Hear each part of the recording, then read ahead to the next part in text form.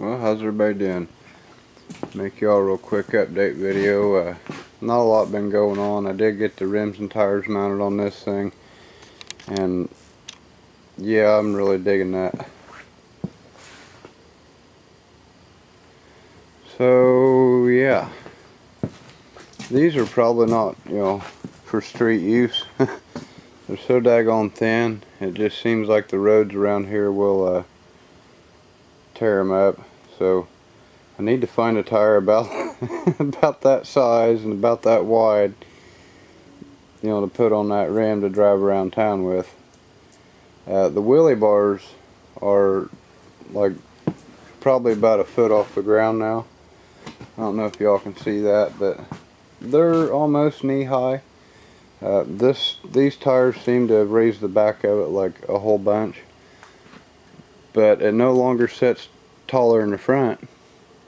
So them tires are just a little bit shorter than what I had on there, well, quite a bit shorter than what I had on there, but them are definitely taller, and now it's kind of got a rake to it to where it's lower in the front now. So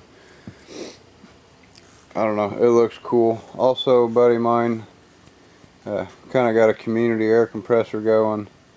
It had a good engine on it, I guess, as a 5-horse Briggs, but I didn't feel like messing with the old 5-horse Briggs and rebuilding the carburetor, and just, yeah, I had that engine, so I threw it on there. So now that thing will pump all kinds of air. No way of regulating. I'm not sure how it shuts itself off. The old engine was just on, it seemed like. Had a piece of baling wire for a throttle, so I'm hoping that valve opens up before that one does, because that's like 165 or 175 blow off valve. But it should regulate itself by letting out air. I don't know.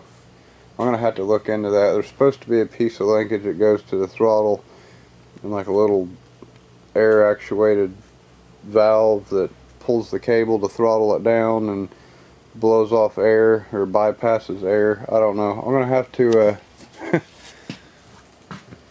I'm just gonna start it up and see what it does and see how high it goes, or it's either gonna blow the tanks up or it's gonna relieve its own pressure. Hopefully it stops at about 120. So that's a work in progress. This thing is pretty awesome. It's by no means done. It's going to take a while to get done, I'm sure. I don't know if I showed you all that gas pedal I'm using in there. You can't see it anyway, but it's like for tractor pulling, or I see them a lot on like pulling tractors and stuff. But yeah, amazingly, them tires clear everything. It's like it's made for it. I had to get new wheel studs and new lug nuts. And I found my vibration, oddly enough. This might be a little bit of a long video. There's a lot to go over. Okay, I've mentioned before that I got a vibration, anything over like 65, 70. The front end just starts hopping around and kind of dancing. Well, putting these tires on, I rolled them over. It was like, hell, shit, these things ain't straight. I was like, no, they gotta be straight. So just for fun, I bolted up one of the old tires and rolled it over. It's not straight either. I'm like, what's the deal? I mean, it's got quite a bit of run out on it. And the hubs seem like they're centered up, but the bolt pattern in the hub is not really drilled quite right. It's just a little bit off to where the tires got a little shake to it on both sides. Actually, that side's worse than this side. But I bolted up the other rims, and I marked one of the rims on the high side, and then I flipped it, 2 bolts, whatever. I flipped it into 5 lugs. I can't go halfway around, but I moved the bolt pattern around 2 holes, put it back on, and the high side had moved, so I know which lug's the high side on both of them.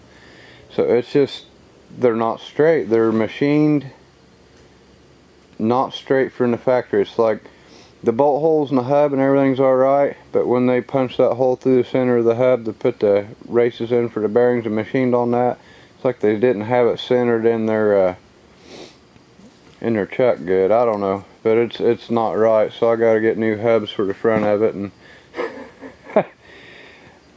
there's no way you can drive it like that. It's too much vibration, and the tires are balanced. So I was like, man, surely it ain't a tire out of balance. I couldn't figure out what was causing that. Well, now I know. So apparently in, you know, the 50s, because that's out of a 54 Bel Air, or that's at least what the bearings and the brakes and the lug nuts are for, so, and the axle parts. So yeah, it's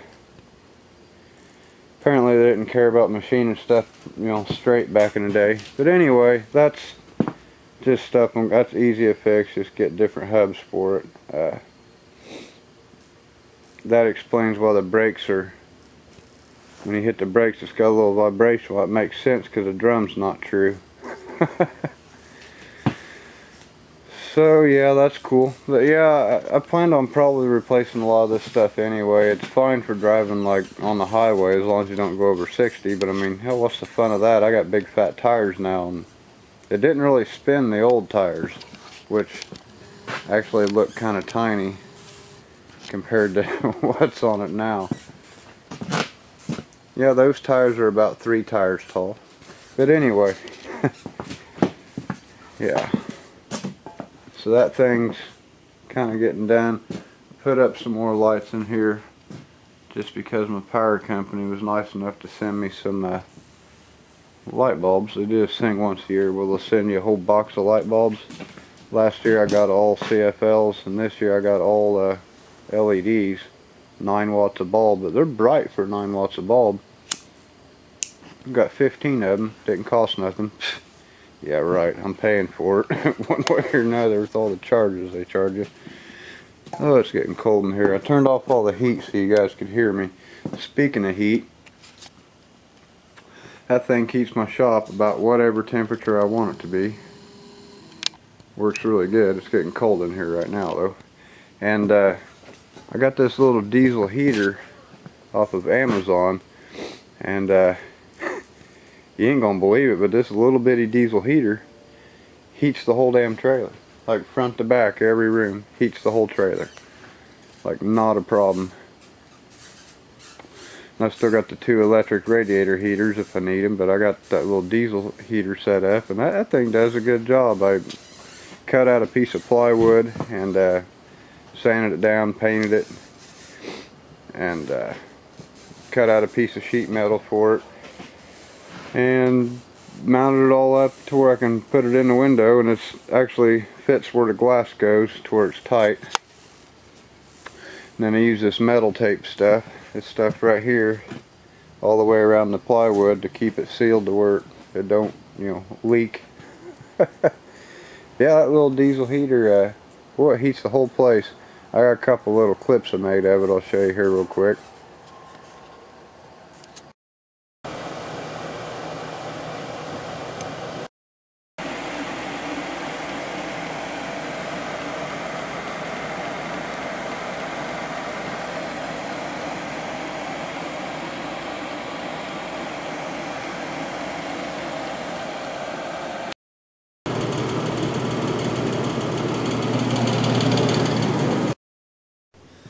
But anyway, enough of that. I'm getting ready to pull the other head off of that, and I got to pull the valves out of them and see what the retainers look, see what the valve guides look like, and check them for cracks and everything. So I like them heads. That's the same style of heads that's on the on the T-bucket right here.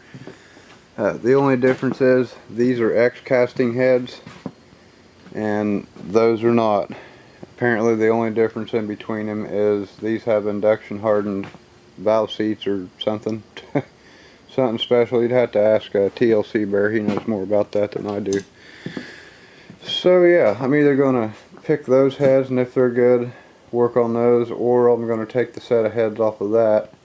And them are Swirlport TBI heads. They're horrible, but you can make those really good if you take like a whole bunch of time and work on them and fix them. But I got some little bits here, and this is the same type. Actually, my old bits are wore out, and these are a little bit different style than what I had, but I think I can make that work, and we'll get a set of these heads opened up, make them breathe a little better. I was going to port match them to a 1206 Velpro because of the intake I'm using, I think I'll use a 1205 Fel-Pro and port match them to that.